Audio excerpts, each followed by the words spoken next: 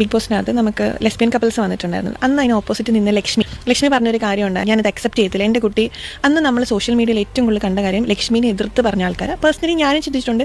പക്ഷേ ഈ അടുത്ത് എൻ്റെ ക്ലിനിക്കിൽ വന്നൊരു കേസായിരുന്നു, 2 കുട്ടികൾ. റീസൺ പറഞ്ഞത് അവർ ഈ ബിഗ് ബോസ് കണ്ടിട്ട് ആദില നൂർ അല്ലെങ്കിൽ ആ 2 കണ്ടസ്റ്റൻസിൻ്റെ കാര്യം കണ്ട് ഇൻഫ്ലുവൻസ്ഡ് ആയതാണ്. സെക്ഷുവാലിറ്റിയിൽ അവരങ്ങനെയല്ല, അവരുടെ ആ ഒരു സോഷ്യൽ മീഡിയ ലൈഫ് കണ്ട് ആ ഒരു ഫാൻറ്റസി കണ്ടിട്ട് ഞങ്ങൾക്കും ഇങ്ങനെ ആകണം എന്ന് സീരിയസ് കോൺസിക്വൻസ്.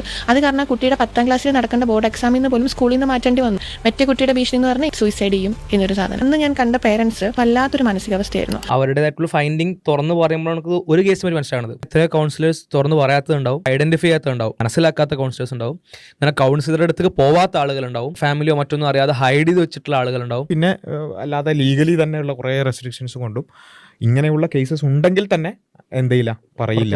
ഇവരിത് പറഞ്ഞതുകൊണ്ട് ഇവർ തന്നെ പറഞ്ഞു, ഒരു കേസല്ല ഇതുപോലുള്ള ഒരുപാട് കേസുകൾ ഇവർക്ക് തന്നെ അറിയാമെന്ന് പറഞ്ഞു. നമ്മളത് പബ്ലിക്കലി വന്ന് ആൾക്കാർ പറയുന്നില്ലെന്നുള്ള അങ്ങനത്തെ ഒരു കേസല്ല, ഒരുപാട് കേസസ് അവിടെ വരുന്നുണ്ട്. അനേകം കൗൺസിലേഴ്സ് പറയാത്തതായിട്ട് ഒരുപാട് കേസസ് ഉണ്ടാവും. ഇവിടെയാണ് നമ്മൾ അന്നേ പറഞ്ഞൊരു കാര്യം, ഇതുപോലെയുള്ള റിയാലിറ്റി ഷോകളിലോ അല്ലെങ്കിൽ ഇത്തരത്തിലുള്ള സോഷ്യൽ മീഡിയകളിലൂടെയൊക്കെ ഇത്തരം കാര്യത്തെ ഗ്ലോറിഫൈ ചെയ്യുമ്പോൾ അത് ഏറ്റവും കൂടുതൽ എഫക്ട് ചെയ്യുന്ന കുട്ടികളെ തന്നെയാണ് എന്നതിൻ്റെ ഒരു കുറച്ച് അടയാളങ്ങൾ മാത്രമാണ് ഇത്. അന്ന് പുറത്തു വന്ന ഒരു ചെറിയൊരു കുട്ടിയുടെ ഒരു വീഡിയോ ഉണ്ടായിരുന്നു.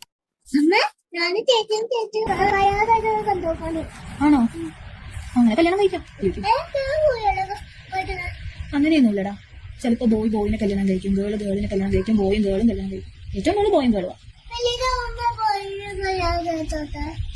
4ാമത്തെ വയസ്സിൽ 5ാമത്തെ വയസ്സിൽ കൂടി ഡിസൈഡ് ചെയ്യുന്നു ഞാൻ ആൺകുട്ടിയെ ഫ്യൂച്ചറിൽ കല്യാണം കഴിക്കും എന്നുള്ളത്. അപ്പോൾ അമ്മ 5 വയസ്സിൽ ആ കുട്ടിയുടെ ഡിസിഷനെ ഭയങ്കരമായിട്ട് ബഹുമാനിച്ചുകൊണ്ട് പറയുന്നു, അങ്ങനെ കല്യാണം കഴിച്ച് ഞാൻ അനുവദിക്കാന്ന് പറയുന്നു. ഈവൻ അവന് പ്യൂബർട്ടി പോലും ആയിട്ടില്ല, സെക്ഷൽ ഇമോഷൻസോ സെക്കൻഡറി സെക്ഷൽ ചേഞ്ചസോ ക്യാരക്ടറിസ്റ്റിക്സോ ഒന്നും ഡെവലപ്പ് ചെയ്തിട്ടില്ല. ആ സമയത്ത് ആ കുട്ടിയുടെ മനസ്സിൽ അങ്ങനെ തോട്ട് ഉണ്ടാവുന്നെങ്കിൽ ഇതിനല്ലാതെ വേറെ എന്തിനാ നമ്മൾ ഇൻഫ്ലുവൻസ് എന്ന് വിളിക്കുക? പിന്നെ എന്താ ഇൻഫ്ലുവൻസ്? ചില ആൾക്കാർ വിചാരം ഡ്രഗ്സ് കൊണ്ടുവന്ന ഇൻഫ്ലുവൻസ്ഡ് ആവും, വയലൻസ് കൊണ്ടുവന്ന ഇൻഫ്ലുവൻസ്ഡ് ആവും, ബാഡ് വേർഡ്സ് തെറി പറഞ്ഞ ഇൻഫ്ലുവൻസ്ഡ് ആവും. ഈ സെക്ഷുവാലിറ്റിന്റെ വിഷയത്തിൽ ഇൻഫ്ലുവൻസ് ഏത് ബിഹേവിയറും പലതരത്തിലുള്ള ഇൻഫ്ലുവൻസുകളിലൂടെയാണ് നമ്മൾ രൂപപ്പെടുത്തുന്നത്, നമ്മുടെ എന്ത് ബിഹേവിയർ ആണെങ്കിലും. അപ്പോൾ സെക്ഷുവാലിറ്റിയുമായി ബന്ധപ്പെട്ടുള്ള ബിഹേവിയറുകളും തോട്ടുകളും അതേപോലെ തന്നെയാണ് ഉണ്ടാവുന്നത്. കുട്ടികൾ പ്രത്യേകം പറയാൻ കാരണം എന്താ, അവരുടെ ഡിസിഷൻ മേക്കിങ്ങും അവരുടെ തോട്ട് പ്രോസസ്സും ഒക്കെ ഡെവലപ്പ് ആയിക്കൊണ്ടിരിക്കുന്നുള്ളൂ. പ്രീ ഫ്രോണ്ടൽ കോർട്ടെക്സ് എന്ന് പറയും. ചെറിയ കുട്ടികൾക്ക് ആ ഭാഗം വളരെ ഇൽ ഡെവലപ്ഡ് ആയിരിക്കും.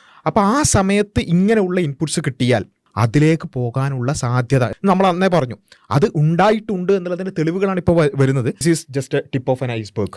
ഇത് ജസ്റ്റ് ഒരു മഞ്ഞുമലയുടെ അറ്റം മാത്രമാണ്. വലിയ പ്രശ്നം നമ്മുടെ സൊസൈറ്റിയിൽ ഉണ്ടായിട്ടുണ്ട്. യൂറോപ്പിലെ സ്റ്റാറ്റിസ്റ്റിക്സ് അതിന് ഉദാഹരണമാണ്. ഈ LGBT സ്പെക്ട്രത്തിന്റെ ഫുൾ ആ വിഷയത്തിൽ നമുക്ക് ഏതൊരു വർഷം UK ഗ്രോത്ത് പറഞ്ഞാൽ 4000%. 4000% 400 ഇരട്ടിയാണ് ഒരു ഇയറിലെ ഗ്രോത്ത്. ഓക്കെ, നിങ്ങൾക്ക് ഇതിനോട് യോജിപ്പുണ്ടെങ്കിൽ പോലും എത്രത്തോളം ഇൻഫ്ലുവൻസ് ആവുന്നു എന്നുള്ളത് 4000% ഇൻക്രീസ് സൊസൈറ്റിയിൽ നോർമൽ ആണെന്ന് ശരിക്കും നിങ്ങൾക്ക് തോന്നുന്നുണ്ടോ?